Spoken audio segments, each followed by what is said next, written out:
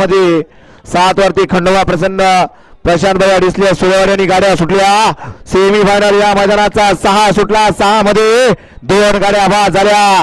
6 गाड्या पळतात, 6 जणांच्यात लढत चालू। जिगरबाज बैला आणि त्यावरती बसणाऱ्या मर्दानी जॉकींचा खेळ।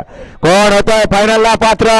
पड्याला कडेला सर्किट आहे, तिकडं धुऱ्या आहे, अतिशय सुंदर अशी लढत।